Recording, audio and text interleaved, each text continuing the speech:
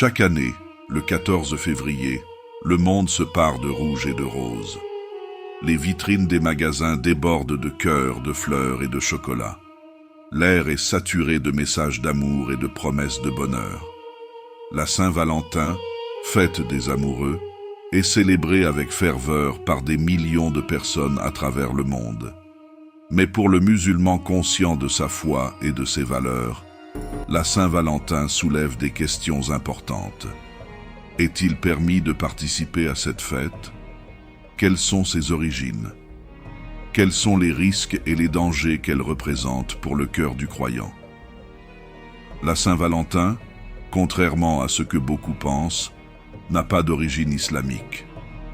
Ses racines plongent dans les traditions païennes de la Rome antique, où l'on célébrait les Lupercales, une fête en l'honneur du dieu de la fertilité. Au fil des siècles, cette fête a été christianisée et associée à Saint Valentin, un prêtre romain qui aurait célébré des mariages clandestins. L'islam, religion de pureté et d'authenticité, nous met en garde contre l'imitation aveugle des coutumes et des traditions non islamiques. Le prophète, sallallahu alayhi wa sallam, a dit « Celui qui imite un peuple leur ressemble ».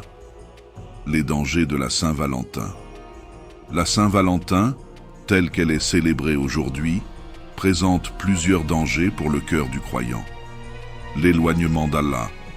La Saint-Valentin encourage la célébration d'une fête non islamique, ce qui peut conduire à l'oubli d'Allah et à l'affaiblissement de la foi. La promotion de relations illicites. La Saint-Valentin est souvent associée à des comportements contraires aux valeurs islamiques, comme les relations hors mariage, la promiscuité et l'exhibitionnisme. Le gaspillage et la superficialité. La Saint-Valentin encourage la consommation excessive et la superficialité en mettant l'accent sur les cadeaux matériels et les démonstrations ostentatoires d'affection. L'idolâtrie de l'amour romantique. La Saint-Valentin peut conduire à une idolâtrie de l'amour romantique, en oubliant que le véritable amour est celui que l'on porte à Allah et à son messager, sallallahu alayhi wa sallam. La tristesse et la frustration. La Saint-Valentin peut créer un sentiment de tristesse et de frustration chez les personnes célibataires ou celles qui ne reçoivent pas l'attention qu'elles espèrent. L'islam, loin de rejeter l'amour et l'affection, les encourage dans le cadre du mariage légitime. Le prophète, sallallahu alayhi wa sallam, a dit « Il n'y a rien de mieux pour deux personnes qui s'aiment que le mariage. » Hadith. Au lieu de célébrer la Saint-Valentin, les musulmans peuvent exprimer leur amour et leur affection envers leurs conjoints tout au long de l'année, à travers des gestes simples et sincères. Ils peuvent également profiter de cette occasion pour renforcer les liens familiaux et amicaux, en partageant des moments de joie et de convivialité.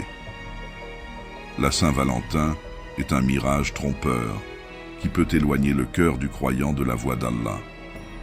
Il est important de rester vigilant, de se rappeler les valeurs islamiques et de ne pas se laisser influencer par les coutumes et les traditions non islamiques. Exprimons notre amour et notre affection de manière saine et conforme à l'islam. Cultivons les relations sincères et durables, fondées sur le respect, la confiance et la piété. Qu'Allah nous guide sur le droit chemin et nous protège des tentations. Amin.